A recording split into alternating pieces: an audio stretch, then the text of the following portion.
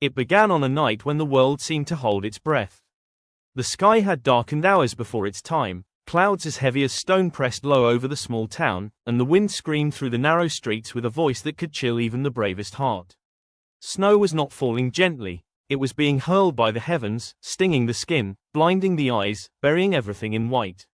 That night, people would remember for years, because of one little girl, a storm, and a dog whose courage would defy all imagination. Her name was Emily, only 7 years old, with hair like spun gold and eyes that still believed the world was full of safety. But children do not always know when danger is near. That evening, while the blizzard thickened outside, she had wandered too far from home. Perhaps she was chasing the laughter of snowflakes, perhaps she was trying to find her way back from her grandmother's cottage. No one really knew how her small boots ended up pressing into the deepening snow so far from safety. The storm grew merciless. The temperature dropped so sharply that each breath stung her lungs. The snow rose higher with every gust, and the roads disappeared under its weight. Emily called out for her mother, her voice a fragile cry swallowed instantly by the storm. No answer came, only the howl of the wind. Back in town, her parents realized she was missing. Panic struck like a lightning bolt. Doors flew open, neighbors shouted to each other through the storm, and search parties scrambled, but the snow erased all footprints within minutes. It was as if the earth itself had conspired to hide the child. Miles away, on the edge of the frozen fields, a German shepherd lifted his head. His name was Max. Strong, broad-shouldered, with eyes like amber fire, Max had lived his life not as a pet but as a protector. He belonged to no one family. He was known by the whole town, roaming free, helping the farmers herd cattle, chasing away wild predators from chicken coops, guarding children at play. Some called him a stray, others called him the town's guardian. That night, the storm carried a sound to his ears that no human could hear, the faint, trembling sob of a child. Max's ears pricked, his muscles tensed. Instinct surged through him like fire in his veins. Without hesitation, he plunged into the storm. Snow clung to his thick coat, ice bit at his paws, but the German shepherd moved with purpose. He did not question why or how. His world was duty, and something deep within told him a life needed saving. Meanwhile, Emily's tiny body grew weaker. Her mittens were soaked, her lips blue, and the storm pushed her down every time she tried to stand. Her legs trembled, then buckled, and finally she collapsed into the snow. For a moment, silence wrapped around her like a shroud. And then she felt it. A warm breath against her cheek. A shadow towering above her. Through the blur of her tear-filled eyes, she saw the massive figure of Max, his fur dusted with snow, his eyes burning with determination. The child tried to speak, but her voice was only a whisper. Max lowered himself beside her, pressing his warmth against her frail body. But warmth was not enough. She could not walk. The road was gone, the storm unending. A choice had to be made. And Max made it. With a sudden, astonishing act, the German shepherd nudged Emily until she clung weakly to his neck. Then, rising with all the power in his body, Max allowed the little girl to lie across his back. She was too weak to hold on, but he adjusted, careful, balancing her as though she were his own fragile pup. Step by step, into the white abyss, Max began his impossible journey. His paws sank deep into the snow, his chest heaved with effort, but his eyes never wavered. Behind him, the storm tried to erase his path, but he pressed on. The night was his enemy, the cold his foe, but Max had no intention of surrender. Back in town, the search parties were losing hope. Visibility was near zero. Mothers wept into their hands, fathers shouted into the storm until their throats were raw. Every ticking second felt like a nail sealing a coffin. But somewhere out there, unknown to them, their hope was being carried on the back of a dog. As Max trudged on, the weight of Emily pressed harder, yet he did not falter. The snow crusted around his muzzle, but he shook it away. He stopped once to adjust her position, making sure her face did not press into the snow. He nudged her with his nose gently, checking if she still breathed. The faint whisper of her breath gave him strength. Every instinct told him where to go. Not to the forest, not to the frozen river, but toward the town, toward light, toward life. He moved as though guided by something higher, something no storm could block. Hours seemed to pass in that endless night. The storm did not weaken, and Max's body grew tired, but his spirit only blazed brighter. For a moment, it seemed as though both dog and child were lost in the void of snow. And yet, Max kept walking, one paw after another, bearing the most precious weight of all. And this was only the beginning. Because what Max did next would not only save Emily's life but leave the entire town stunned, whispering his name for generations to come. The storm was merciless, and still Max pushed on. Every gust of wind felt like claws tearing at his fur, every flake of snow a dagger against his skin, yet his spirit burned like fire. On his back, little Emily drifted between waking and dreams. Sometimes she moaned faintly, other times she was silent, but her shallow breath told Max she was still alive. That was all he needed. Step after step, his paws sank into the deepening snow. Muscles ached, lungs heaved, but his mind repeated only one command: forward. Forward, no matter the cost. The child depended on him. Far behind, in the town, hope flickered like the lantern flame struggling against the wind. Search parties split into groups, calling her name. Emily, Emily. The sound was torn away each time, swallowed by the storm's roar.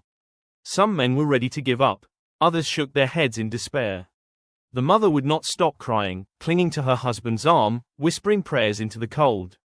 The mayor ordered the church bell rung again and again, though the storm devoured its echoes. Then, faint and distant, came the first sign of life. A howl, low, strong, stretching through the storm.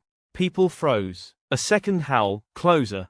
Not a wolf. They knew this voice. Max, someone breathed. Hope surged. The townsfolk shouted to each other, pushing forward through the blizzard, following the sound. But the storm was a cruel trickster, scattering the echoes. Some rushed the wrong way, others stumbled and fell. Still, no one turned back. If Max was out there, then so was Emily. Meanwhile, Max pressed on with renewed fire. The child shifted weakly against his shoulders, nearly slipping once, but he steadied her gently with a tilt of his body. His own legs trembled now, exhaustion gnawed at his strength, but his heart would not yield. For every moment she breathed, he would fight. Suddenly, the snow beneath cracked and gave way into a hidden drift. Max's front leg plunged deep, sending pain through his body. He staggered, almost falling, but with a growl he heaved himself free, the child still secure on his back. Pain seared his muscles, but he refused to falter. In the distance, a faint glow appeared, flickering orange light. A lantern. Max turned toward it, pressing forward with desperate determination. Each step dragged him closer until, at last, a man's figure loomed through the storm. The man lifted his lantern, eyes squinting against the snow. Then he froze, his jaw falling open. For there, staggering through the blizzard, came Max. And on his back, the missing child. The man's voice broke with disbelief. Here, over here. His cry pierced the night, carried by the wind. In moments, shadows appeared all around, searchers with lanterns, villagers with wide eyes. Relief exploded into shouts. They ran forward as Max staggered into the circle of light. Slowly, carefully, he lowered himself. Emily slid gently from his back into waiting arms. Her skin was pale, lips blue, but her chest rose faintly. She was alive. Cheers and sobs erupted. She's breathing. She's alive. Mothers wept openly, men lifted their lanterns high in triumph, some fell to their knees in prayer. Emily's parents pushed through the crowd, her mother clutching the girl desperately to her chest, tears streaming down her face. But even as relief swept through the crowd, all eyes turned to Max. The German shepherd stood before them, chest heaving, fur thick with ice, eyes glowing with something fierce and unbroken. Everyone expected him to collapse then, to lie down after his impossible journey. Instead, Max barked, loud, urgent, commanding. The sound startled them. He barked again, turned toward the storm, then looked back, his gaze sharp as fire. The people froze, puzzled. What was he trying to tell them? Emily was here, safe, wasn't that enough? But Max would not stop. He growled low, barked louder, then stepped into the snow again, pausing to look back. His meaning was clear. He was not finished. Something, or someone, was still out there. The men exchanged glances. Could it be? Had someone else wandered into the storm? For a moment doubt flickered, but then they remembered, Max had never been wrong. Not once. If he was calling him, then there was a reason. Follow him, one man cried, and several lanterns lifted. The townsfolk, though weary, obeyed the dog. Max turned, gave one last sharp bark, then plunged back into the blizzard. The people followed, trusting him more than their own eyes.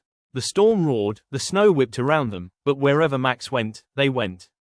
His shadow moved like a phantom ahead of them, guiding, leading, never hesitating. Minutes dragged like hours until at last he stopped near a fallen tree at the edge of the forest. He barked furiously, circling. The villagers rushed closer, and gasped. There, half buried in snow, lay another figure. A man, frozen, unconscious, his clothes stiff with ice. One of the searchers. He had fallen earlier in the night and been left behind in the storm. Without Max, no one would have found him. The villagers lifted the man carefully, wrapping blankets around him. He was breathing, barely, but alive. The crowd erupted in shock and awe. Not only had Max carried Emily to safety, he had now led him to another life.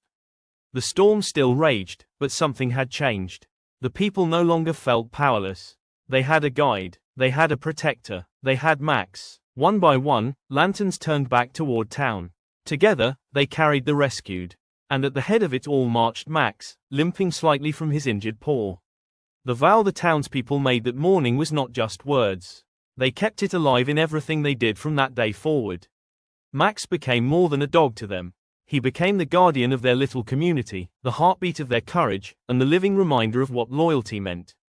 Children would run to him every morning, throwing their arms around his neck, whispering secrets into his ears as though he were their closest friend.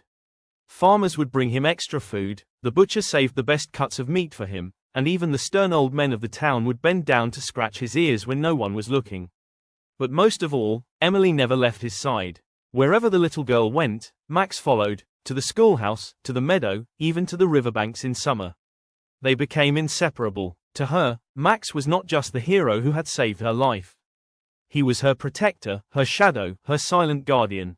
As seasons changed, the story of what had happened spread beyond the small town. Travelers passing through heard of the German shepherd who carried a little girl through a blizzard and then led the town to rescue a dying man. Newspapers from nearby cities came to write about him. Soon, Max was known far and wide. People called him the Blizzard Hero, and his tale traveled farther than the winds of winter. Yet, for all the attention, Max remained the same. He didn't care for fame, for praise, or for gifts. His heart was tied only to the people he loved. Every evening, he would sit on the edge of town, staring at the horizon as though guarding it. And the people, whenever they saw him sitting there, felt safe.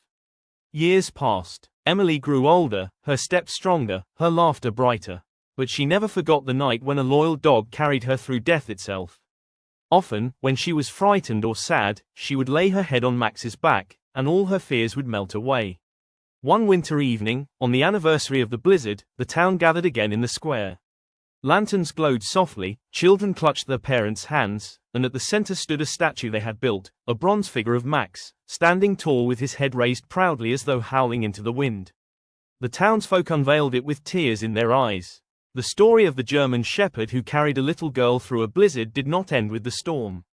It lived on, in the hearts of the people, in the statue that stood in the square, and in the whispers of the wind itself. For Max was not just a dog. He was family, he was legend, and above all, he was love.